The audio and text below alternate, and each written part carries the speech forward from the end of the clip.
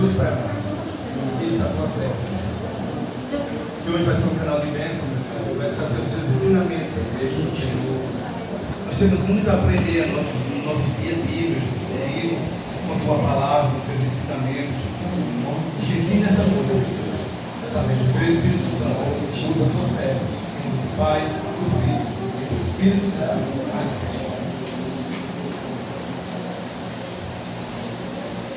Saúde o povo de Deus como vai ser, amém? Amém.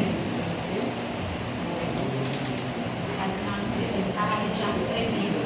Chegou na hora, com uma agonia no coração, uma tremedeira. Mas ainda pode fugir, né? Deus nos deu essa responsabilidade. Vamos abrir as nossas Bíblias em Romanos 6, amém? Vamos aprender um pouquinho sobre a graça hoje. Quando começou a louvar ali sobre a graça, eu digo, eita, minha pregação. Meu Deus é lindo. Amém? Romanos 6, a partir do 30 aqui, vamos ler versículo 1 ao 14, amém? Que diremos, pois? Permaneceremos no pecado para que seja a graça mais abundante? De modo nenhum. Como viveremos ainda no pecado, nós, os que para ele morremos? Ou, porventura, ignorais que todos nós que fomos batizados em Cristo Jesus, fomos batizados na sua morte? Fomos, pois, sepultados com ele na morte, pelo batismo, para que, como Cristo foi ressuscitado dentre os mortos pela glória do Pai, assim também andemos em novidade de vida. Porque, se fomos unidos com ele na semelhança da sua morte, certamente seremos também na semelhança da sua ressurreição. Sabendo isto, que foi crucificado com ele o nosso velho homem, para que o corpo do pecado seja destruído e não sirvamos o pecado como escravos. Porquanto, quem morreu está justificado do pecado. Ora, se já morremos por Cristo, cremos que também com ele viveremos. Sabedores de que, havendo Cristo ressuscitado dentre os mortos, já não morre, a morte já não tem domínio sobre ele. Pois, quanto a ter morrido, de uma vez para sempre morreu para o pecado, mas, quanto a viver, vive para Deus. Assim também vós, considerados mortos para o pecado, mas vive para Deus em Cristo Jesus. Não reine, portanto, o pecado em vosso corpo mortal, de maneira que obedeçais às suas paixões. Nem ofereçais cada um os membros do seu corpo ao pecado, como instrumentos de iniquidade, mas oferecei-vos a Deus como ressurretos dentre os mortos, e os vossos membros a Deus como instrumento de justiça. Porque o pecado não terá domínio sobre vós, pois não estáis debaixo da lei, e sim da graça. Glória a Deus. Louvado seja Deus. Que o Senhor me ajude nesta luta. Então, o capítulo 6 de Romanos é um capítulo que trata da relação entre a fé em Cristo e a vida prática do cristão. O apóstolo Paulo aborda a questão da santificação, mostrando que, embora a justificação venha pela graça, mediante a fé, a vida do cristão deve refletir essa nova realidade, rompendo com a escravidão do pecado e vivendo em novidade de vida. Amém? Então, apesar do apóstolo Paulo, ter escrito essa carta de Romanos 6, que a justificação é pela graça e pela fé, então a nossa vida, a partir de agora, tem que andar em novidade de vida. Que novidade de vida é essa? Viver para Cristo, abandonar a prática do pecado. Amém. Porque quem está em Cristo já é o quê? Nova criatura. Amém? O verso 1 e o 2, estamos mortos para o pecado. Vamos ver aqui. O seja a graça mais abundante, essa é a pergunta que Paulo faz, ele mesmo responde. De modo nenhum. Como viveremos ainda no pecado, nós que para ele já morremos? Né? Então, isso é uma pergunta que Paulo faz e ele mesmo responde. Né? Que diremos, pois? Permaneceremos no pecado para que seja a graça mais abundante? Ou seja, a gente vai pecar mais para que a graça abunde mais na nossa vida? De maneira nenhuma. Ele faz a pergunta e ele mesmo responde, né? De maneira nenhuma. Como viveremos ainda no pecado nós, os que para ele já morremos? Né? Então, não tem lógica essa questão aí, né? Então, o apóstolo Paulo não quer dizer que nossa natureza pecaminosa foi eliminada. Ou seja, mesmo que a gente tenhamos confessado Jesus como Senhor da nossa vida, que fomos salvos pela graça, o pecado permanece dentro de nós. Não quer dizer que a nossa carne pecaminosa se acabou, não. Porque, como meu esposo falou agora há pouco, se a gente der brecha, o inimigo das nossas almas, ele anda ao nosso derredor. Só que é uma brechinha assim, ó, para entrar e destruir a nossa vida. Então, o que é que a gente tem que fazer? Tem que permanecer firme na presença do Senhor. Glória a Deus. Então, a natureza pecaminosa, ela não foi eliminada na cruz, ou no momento em que nos convertemos. Né? Em vez disso, ele diz lá em Colossenses 1, do 13 ao 14, olha para ele o que ele explica para nós. Colossenses 1, 13 e 14.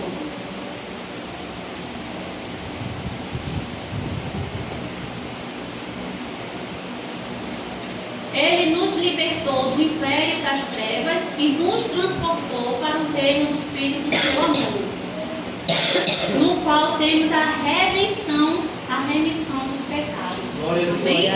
Então, a partir da graça que Jesus derramou sobre a nossa vida, nós fomos libertos do império das trevas e fomos transportados. Né? E tivemos o quê? A redenção e a remissão dos nossos pecados. Ele explica que depois de ter experimentado essa graça, iremos continuar vivendo o pecado. Não, né? A gente vai viver uma vida, temos que viver uma vida santa.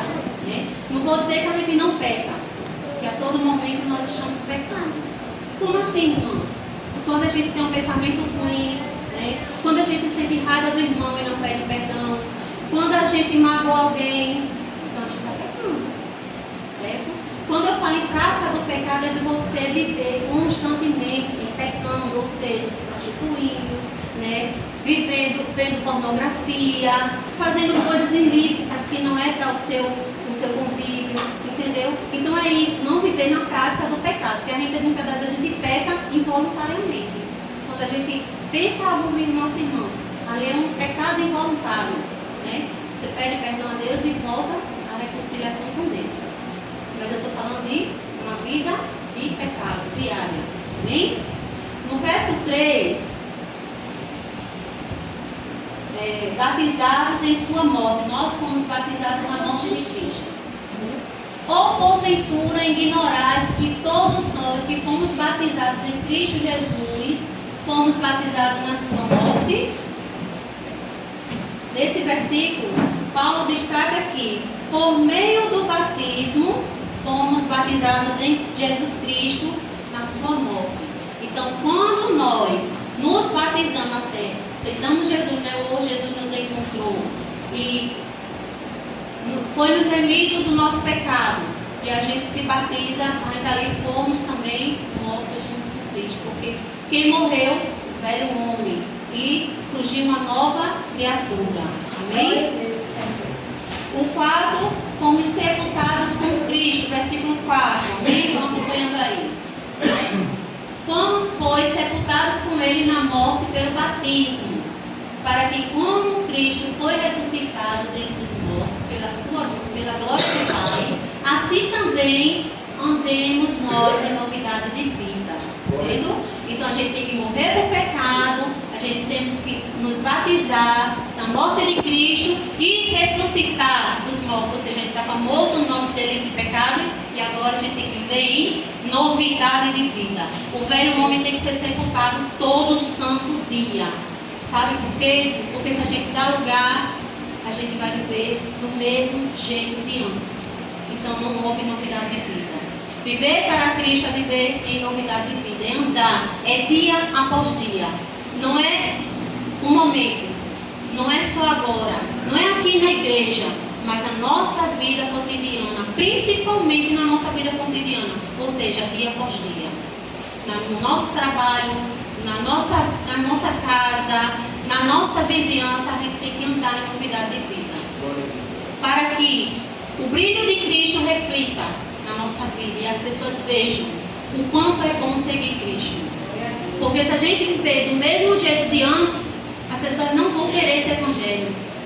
Vão olhar para nós e vai dizer, eu vou para a igreja fazer o quê? Se minha vizinha vive na igreja e a vida dela é do mesmo jeito ou pior, né? Então a gente tem que andar em novidade de vida.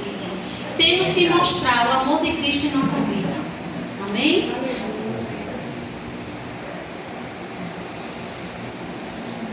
Nós cristãos somos simbolicamente sepultados, né? Não quer dizer que a gente foi sepultado, né? Sepultado é só quando a pessoa morre literalmente. Aqui é só conjecturamente, a gente está fazendo só uma conjectura. Que a gente foi sepultado na nossa vida velha, passada, amém? Então, com Cristo, por meio do batismo, ressuscitados com Ele dos mortos, a fim de que andemos em novidade de vida, como o versículo falou, né? Isso deixa claro que a ideia de que podemos continuar no pecado para que a graça aumente é absurda, ou seja, não tem lógica, né? Da gente viver na prática do pecado para que a graça aumente mais na nossa vida. Não é necessário isso. Você busca mais a Deus, busca mais viver para Cristo e a graça vai se abundando mais ainda na sua vida, justamente para você viver na prática do pecado.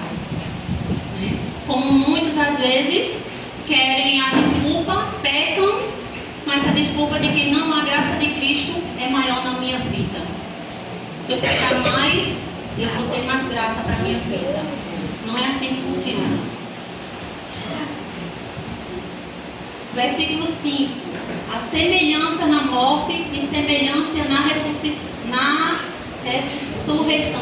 Eita, quase mensagem. Porque se fomos unidos com Ele na semelhança da sua morte, certamente seremos também na semelhança da sua ressurreição.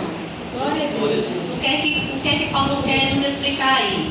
Embora nós, cristãos, não tenhamos ainda experimentado a ressurreição, somos assegurados dessa realidade futura, né? Pelo fato de que Cristo, de cuja morte participamos, ter sido ressuscitado dos mortos. Então, essa daí é uma realidade futura para nós, né? Ou seja, quando nós morremos literalmente, né, quando descemos à sepultura, vamos ser ressuscitados junto com Cristo. Por quê? Porque nós fomos até o final, né? Nós não nos desviamos do caminho, continuamos firmes até o fim.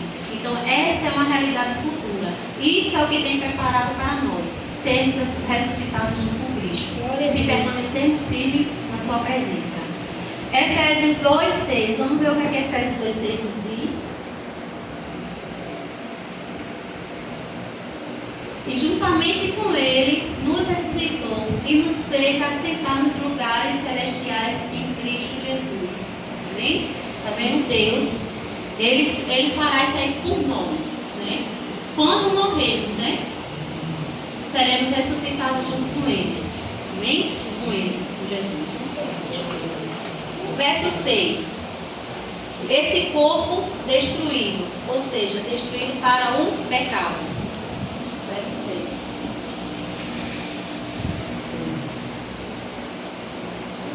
Sabendo isto, que foi crucificado com ele o nosso velho homem, para que o corpo do pecado seja destruído e não mais sirvamos o pecado como escravos, que éramos antes, né? Então, esse corpo será destruído como? Não é que o nosso corpo será destruído agora. Não. A gente vai abandonar a prática do pecado. Vamos viver uma vida de santidade. Como é essa vida, irmã?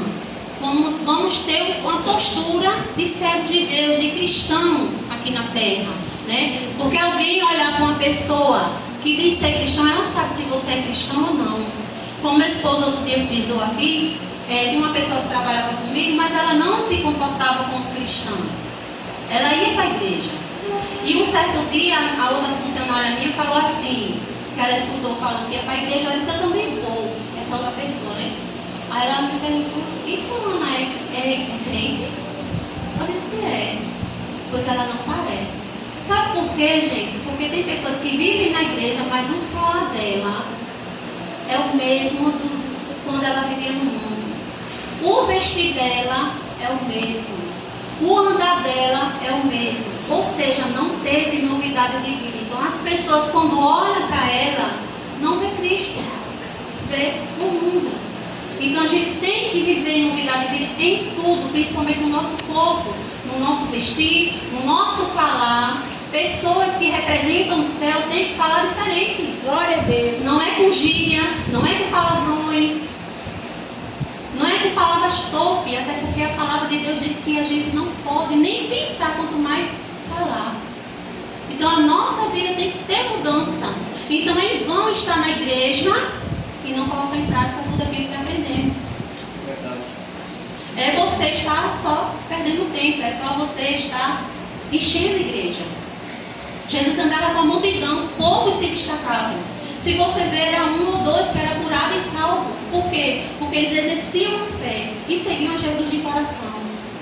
Então não adianta estar apenas na igreja, esquentando o banco de igreja. Tem que ter mudança para que vocês vejam o Rei da Glória, porque senão não tem.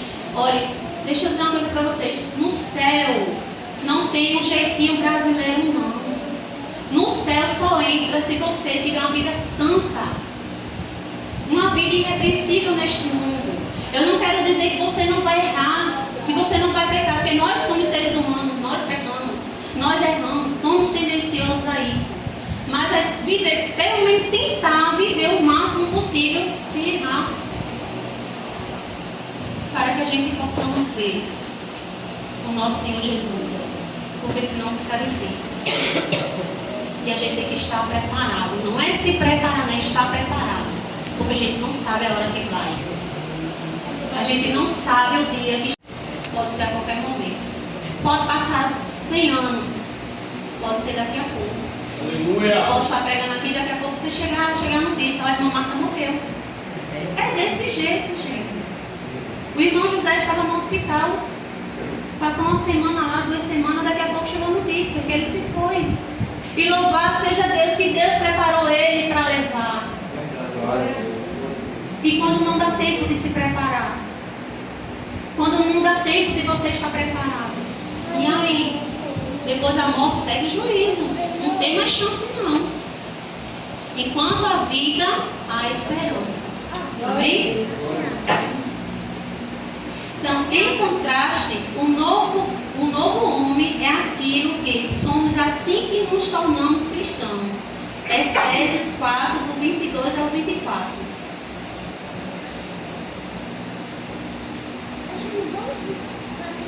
No sentido de que, quanto ao trato passado, ou seja, quando éramos antes, vos despojei do velho homem, que se corrompe segundo a consciência do engano, e vos renoveis no espírito do vosso entendimento, e vos revistais do novo homem criado segundo Deus, em justiça e retidão procedentes da verdade. Vendo como é que devemos andar agora? Após a graça nos alcançar, porque é pela graça, viu? Não é mérito nosso não, é pela graça. Louvado seja Deus. O novo homem não é perfeito. Nós ainda pecamos, porque temos a presença do pecado em nosso corpo mortal. Romanos 13, que foi o que Nicole cantou aí, hein? Vamos ver aí, Romanos 13, 25. Verso 25. De modo que aquele que se opõe à autoridade, na 13, 25. Romanos? Isso aí, 14, né? Deixa eu ver aqui. Pecamos porque temos a presença do pecado em nosso corpo mortal. Ou seja, aquilo que nós...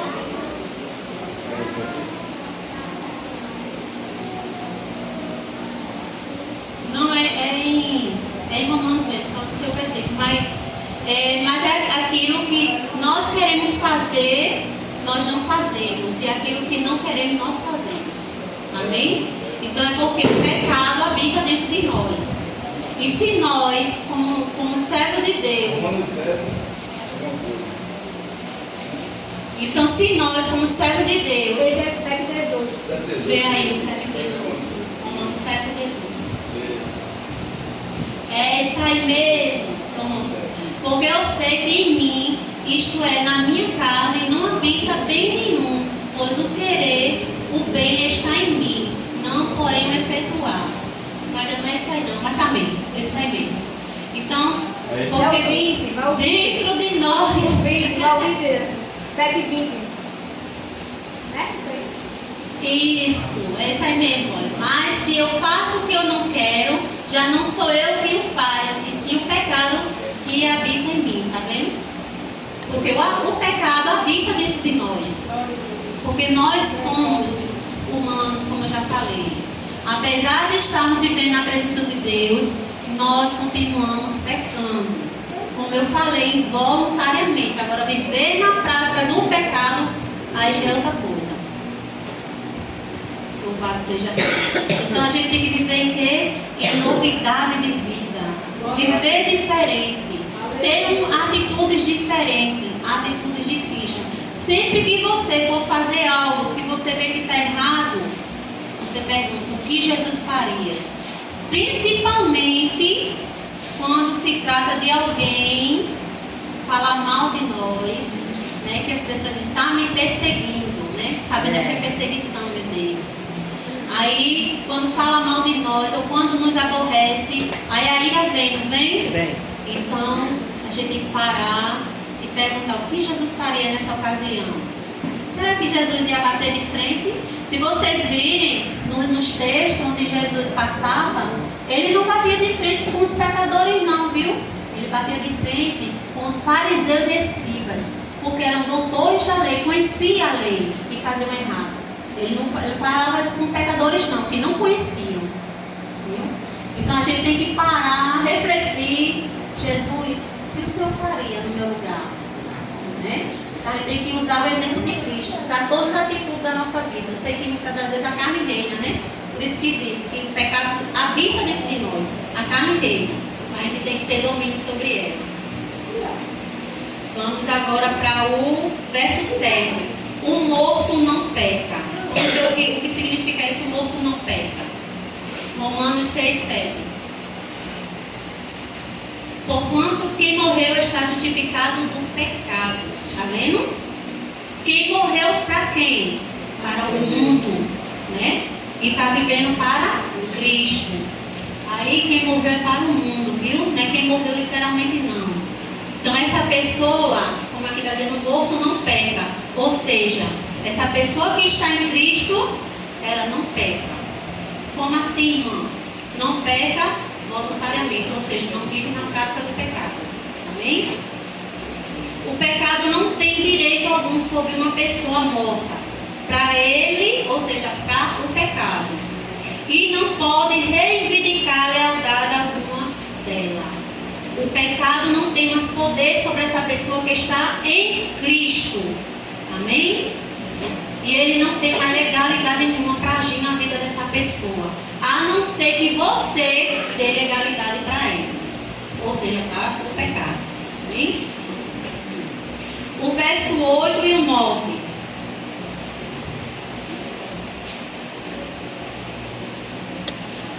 Vou explicar. Se morremos com ele, viveremos também com ele. O 8. Ora, se já morremos com Cristo, cremos que também com ele viveremos. 9. Sabedores de que, Havendo Cristo ressuscitado dentre os mortos, já não morre. A morte já não tem domínio sobre ele. Essa morte aí, gente, não é a morte física não, viu? É a morte espiritual, porque temos a primeira morte e temos a segunda morte. A primeira morte é a morte física e a segunda morte é a morte espiritual. Ou seja, a morte aí não tem domínio sobre a nossa vida, a nossa morte é espiritual, ou seja, a segunda morte. Porque estamos em Cristo. Então quem tem domínio sobre ela é Cristo. Então a morte não tem poder nenhum sobre a nossa vida. Amém? Cadê? Foi por causa do nosso pecado que a morte exerceu seu domínio sobre Jesus. A morte física, viu? Mas ele ressuscitou para viver eternamente. Então a morte não tem mais domínio sobre o cristão, porque morremos com Cristo que já não morre mais. Tá vendo? Então é a morte espiritual, a segunda morte. Amém? Então, é isso que eu digo, a gente tem que viver uma vida com Cristo verdadeiramente. Mesmo se morrermos, se descermos à sepultura, a morte espiritual não tem domínio sobre nós, porque estamos guardados com Cristo. Não temos mais domínio, a morte não tem domínio sobre a nossa vida. A conclusão do nosso texto de hoje.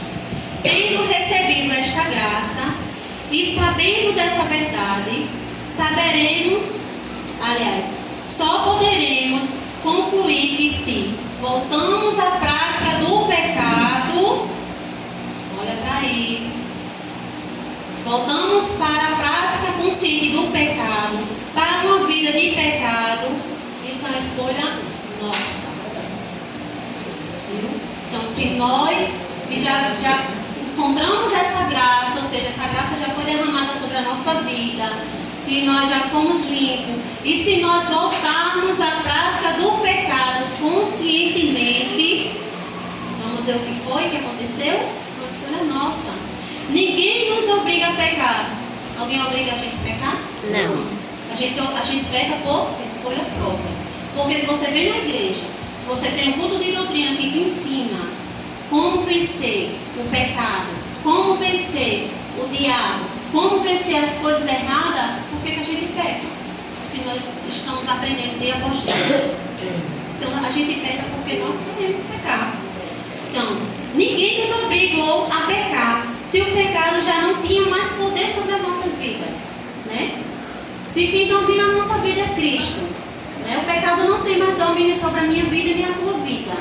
Quem é que te obrigou a pecar? Você mesmo.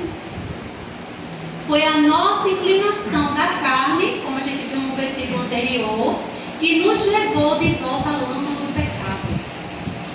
Porque essa carne, se a gente não matar ela todo santo dia, a gente volta à lama do pecado. E grande é a ruína, grande é a queda.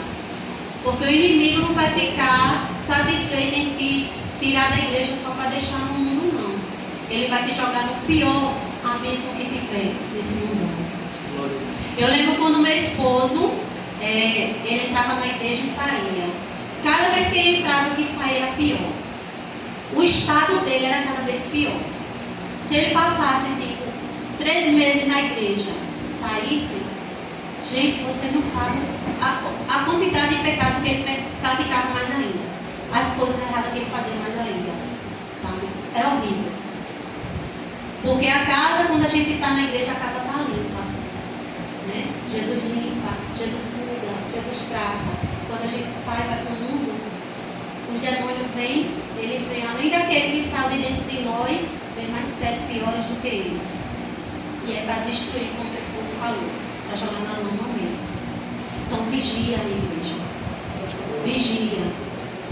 O inimigo, ele não brinca. Ele entra para destruir. Quantos lares estão sendo destruídos? Quantas famílias estão sendo destruídas? Quantos jovens têm se perdido aí no mundo? Nas drogas, prostituição, bebedeira. Quantas mães têm chorado pelos filhos? Vigie. Cuide dos seus filhos. Cuide dos jovens. Orem por cada um. Porque o inimigo, ele sabe que o cerco está fechando. E se você vê, aqui pelo menos aqui em João Pessoa, Quantos jovens têm sido mortos em poucas horas? Gente, está terrível o mundo. Orem pelo jovem. Você, jovem, continua firme na fé. Busca Jesus cada dia mais para a sua vida. Porque o inimigo, ele não brinca. Quando ele entra na vida é para destruir. E você pega firme com Cristo. Continua. Não se esmoreça. Não se abale. Está triste, está cansado, está sobrecarregado. Busca Cristo para a tua vida. Busca essa graça. Que Ele está aí para nos acudir. Então é a inclinação da carne que nos levou de volta para a lama do pecado. Por isso, o salário do pecado é o quê? A morte. Mas o dom gratuito de Deus é o quê? A vida eterna. Glória a Deus. Louvado seja Deus. Mas a graça de Deus, que a recebemos, nos leva à vida eterna. Morremos para o pecado e vivemos para Cristo. Isso é graça. Glória a Deus. Jesus nos resgatou para que vivemos uma vida plena com Ele. Para que possamos viver uma vida plena com Ele. Ele não nos chamou para amanhã deixar a gente de lado, não. Ele quer cuidar de você. Então abra seu coração. Entregue verdadeiramente a sua vida para Ele. Porque Ele cuida. Amém? Eu agradeço a rica oportunidade. Deus abençoe a todos.